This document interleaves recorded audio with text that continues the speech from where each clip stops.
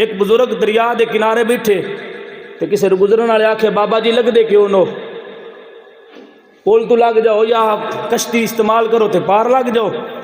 तवज्जो करे जी, बाबा जी फरमाते ने बेटा मैं इंतज़ार कर रहा, मैं इंतज़ार कर रहा, जोड़ा इदू पानी आ रहा है ना वो ख़त्म हो जाए तो मुड़ मैं लग जावांगा।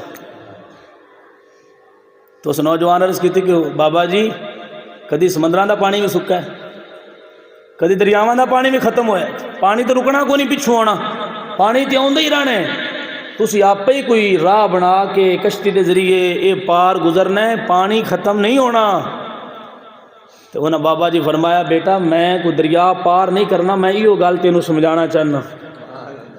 बस तुसी दुनिया के कम्मां दे दरिया ते समंदर के अंदर डुब गए हो, पैसे दे लालच ते हवस के अंदर तुसी अपने आप नू फसा लिया है।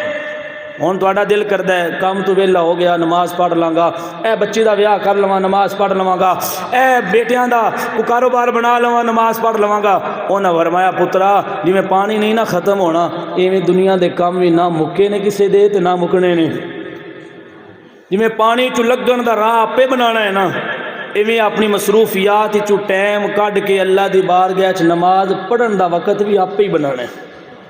जिले कहा टाइम नमाज आओ जे काम की ब्रेक ला दो, नमाज पढ़ो, नमाज पढ़ के फिर शुरू कर दो, नमाज के जरिए थोड़े काम का नुकसान नहीं होगा।